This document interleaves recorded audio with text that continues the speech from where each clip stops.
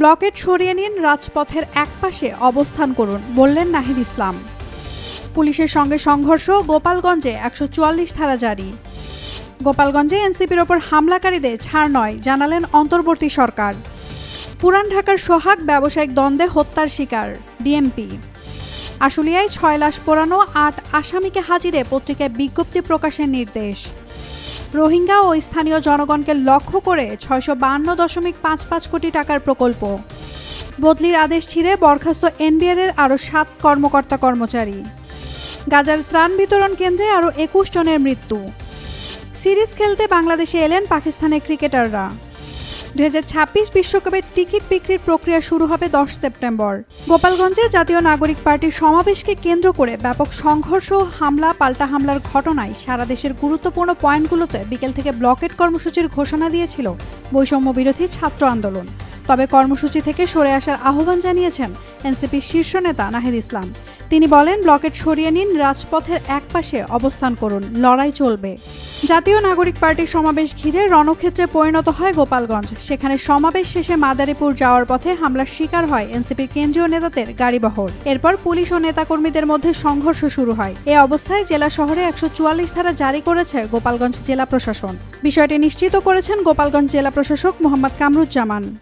গোপালগঞ্জে জাতীয় নাগরিক পার্টির নেতাকর্মীদের ওপর হামলার ঘটনায় বিবৃতি দিয়েছে অন্তর্বর্তী সরকার। এনসিপির সমাবেশে বাধা দেওয়া মৌলিক অধিকার লঙ্ঘন বলে জানিয়েছে সরকার। হামলাকারীদের শাস্তি সরকার নিশ্চিত করবে বলে জানানো হয়েছে।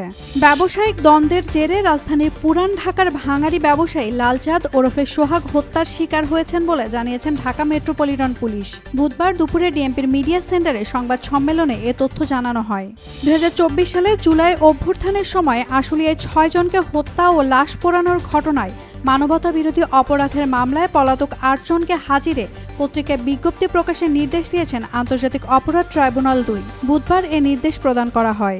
রোহিঙ্গা ও তাদের আশ্রয়দাতা জনগোষ্ঠীর ক্রমবর্ধমান চ্যালেঞ্জ মোকাবেলায় সরকার ৬৫২.৫৫ কোটি টাকার একটি প্রকল্প গ্রহণ করেছে। কক্সবাজার ও নোয়াখালী জেলায় পানি সরবরাহ, স্যানিটেশন ও বর্জ্য ব্যবস্থাপনা ব্যবস্থার উন্নয়নই এ প্রকল্পের মূল লক্ষ্য।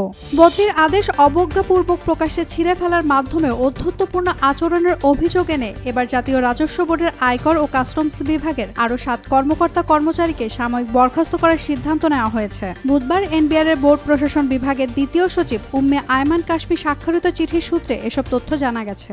অবরুদ্ধ গাজার দক্ষিণে ইসরায়েল মার্কিন নিয়ন্ত্রিত ত্রাণ বিতরণ কেন্দ্রে আরও কমপক্ষে ২১ জন ফিলিস্তিনি নিহত হয়েছেন, যাদের বেশিরভাগই পদদলিত হয়ে মারা গেছে। গাজার স্বাস্থ্য মন্ত্রণালয় জানিয়েছে, বুধবার খান ইউনিসের ওই ত্রাণ বিতরণ কেন্দ্রে ফিলিস্তিনিদের ভিড় লক্ষ্য করে টিয়ার গ্যাস ছোড়া হয়। এ সময় হুড়োহুড়িতে পদদলিত হয়ে অনেকের মৃত্যু হয়।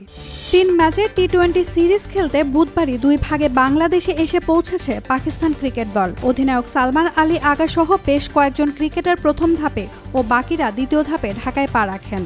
বাংলাদেশ পাকিস্তান সিরিজের প্রথম টি-২০ মাঠে করাবে ২০ জুলাই। ফুটবল নিয়ন্ত্রক সংস্থা ফিফা ঘোষণা করেছে যে মেক্সিকো, মার্কিন যুক্তরাষ্ট্র ও কানাডায় অনুষ্ঠিত ২০২৬ ফিফা বিশ্বকাপের টিকিট কেনার প্রক্রিয়া শুরু হবে আগামী ১০ সেপ্টেম্বর। এজন্য ভক্তদের ফিফার ওয়েবসাইটে গিয়ে আনুষ্ঠানিকভাবে নিবন্ধনের আহ্বান জানানো হয়েছে।